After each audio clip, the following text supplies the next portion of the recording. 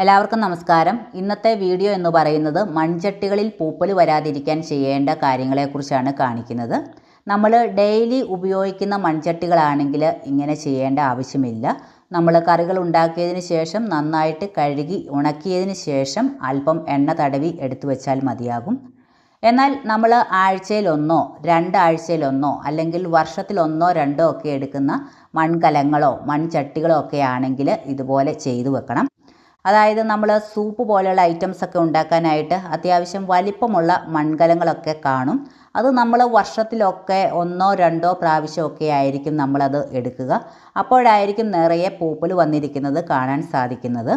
അങ്ങനെ പൂപ്പൽ വരാതിരിക്കാൻ വേണ്ടിയിട്ട് നമ്മൾ ചെയ്യേണ്ടത് നമ്മൾ കറികൾ ഉണ്ടാക്കിയതിന് ശേഷം നന്നായിട്ട് കഴുകിയെടുക്കുക. അതിനുശേഷം നമ്മൾ ഇതുപോലെ ചട്ടി നിറയെ വെള്ളം എടുക്കുക. ഇതിലേക്ക് 1 ടേബിൾ സ്പൂൺ ബേക്കിംഗ് സോഡ ചേർക്കുക. ഇനി ഇതിലേക്ക് ഒരു നാരങ്ങയുടെ നീര് പിഴിഞ്ഞൊഴിക്കുക. ഒപ്പം ഈ നാരങ്ങയുടെ തോടുകൂടി ചേർത്ത് കൊടുക്കാം. ഈ ഒരു കലത്തിൻ്റെ വലിപ്പത്തിനനുസരിച്ചാണ് ഞാനിവിടെ സോഡാപ്പൊടിയും നാരങ്ങയും ചേർക്കുന്നത്. കുറച്ചുകൂടി വലിപ്പമുള്ള മൺകലങ്ങളോ ചട്ടികളോ ഒക്കെ ആണെങ്കിൽ കുറച്ചുകൂടി സോഡാപ്പൊടിയും നാരങ്ങ നീരും ഒക്കെ ചേർത്ത് കൊടുക്കാം. ഈ രണ്ടിൻ്റെയും അളവ് അല്പം കൂടിയാലും കുഴപ്പമൊന്നുമില്ല. അതുപോലെ ഫ്രഷ് ആയിട്ടുള്ള നാരങ്ങ എടുക്കണമെന്നില്ല. കുറച്ച് ഉണങ്ങിയ നാരങ്ങ ആണെങ്കിലും കുഴപ്പമില്ല. അതനുസരിച്ച് കുറച്ച് കൂടുതൽ നാരങ്ങ ചേർത്ത് കൊടുത്താൽ മതിയാകും. ഇത് രണ്ടും ചേർത്തതിന് ശേഷം വെള്ളം നന്നായിട്ട് തിളച്ച് വരണം. അതുപോലെ ചട്ടിയുടെ പുറമെയുള്ള പൂപ്പലൊക്കെ പോകണമെന്നുണ്ടെങ്കിൽ ഒരു വലിയ പാത്രം എടുത്തിട്ട് അതിലേക്ക് തിളച്ച വെള്ളം ഒഴിച്ചതിന് ശേഷം കുറച്ച് സോഡാപ്പൊടി ഇട്ട് കൊടുക്കുക. അതിനുശേഷം ചട്ടി തിളച്ച വെള്ളത്തിൽ ഇറക്കി വെച്ചതിന് ശേഷം 1 മണിക്കൂർ കഴിയുമ്പോൾ നന്നായിട്ട് കഴുകിയെടുത്താൽ പുറമേയുള്ള പൂപ്പലും കൂടി പോയി കിട്ടും.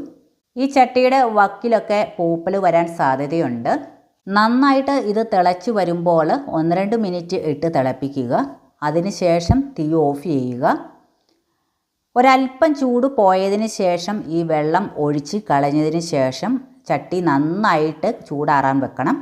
ഇപ്പോൾ ചട്ടി തണുത്തിട്ടുണ്ട്. നമുക്ക് നന്നായിട്ട് കഴുകിയെടുക്കണം. മൺചട്ടികൾ കഴുകുമ്പോൾ നമ്മൾ ഒരു കാരണവശാലും സോപ്പോ ലിക്വിഡോ ഒന്നും ഉപയോഗിക്കരുത്. ഏറ്റവും നല്ലത് ചാരമാണ്.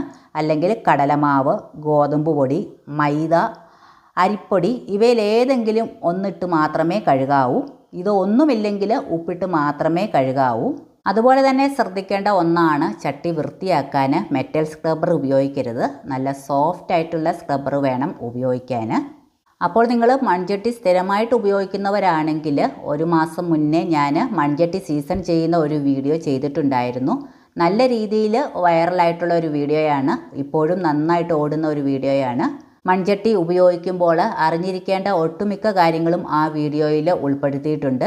മൺചട്ടി സീസൺ ചെയ്യുന്നതും അത് ഉപയോഗിക്കേണ്ട രീതിയും അതിനുശേഷം സ്റ്റോർ ചെയ്ത് വെക്കേണ്ട രീതികളും എല്ലാം ആ വീഡിയോയിൽ ഉൾപ്പെടുത്തിയിട്ടുണ്ട്.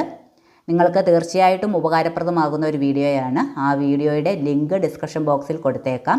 ആ വീഡിയോയിൽ ഏറ്റവും കൂടുതൽ ആളുകൾ കമൻ്റ് ഇട്ട് ചോദിച്ച കാര്യം എണ്ണ പുരട്ടി ഉണക്കി വെച്ചാലും പൂപ്പൽ വരാറുണ്ട് എന്നതായിരുന്നു. അതുകൊണ്ടാണ് ഈ വീഡിയോ ഇപ്പോൾ ചെയ്യുന്നത്. ഇപ്പോൾ നമ്മൾ കഴുകി എടുത്ത ഈ ചട്ടി നന്നായിട്ട് വെയിലത്ത് വെച്ച് ഉണക്കിയെടുക്കണം. വെയിൽ കിട്ടാത്ത സമയമാണെങ്കിൽ, അതായത് മഴക്കാലമൊക്കെ ആണെങ്കിൽ ഗ്യാസ് സ്റ്റൗവിൽ വെച്ച് ചൂടാക്കിയെടുക്കുക. അതായത് മൺചട്ടിയിൽ ഈർപ്പം ഇരിക്കും തോറും അതിൽ പൂപ്പൽ പിടിക്കാനുള്ള സാധ്യത വളരെ കൂടുതലാണ്.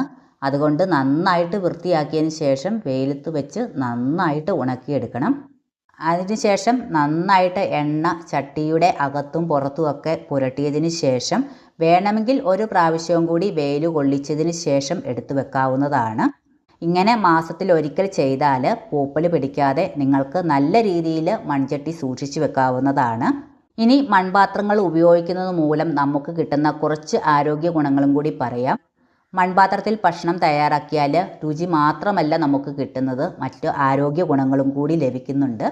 മൺപാത്രങ്ങൾ നിർമ്മിക്കാൻ ഉപയോഗിക്കുന്ന കളിമണ്ണ് vitamin B12, calcium, phosphorus, magnesium, iron എന്നിവയെല്ലാം ധാരാളം അടങ്ങിയിട്ടുണ്ട്.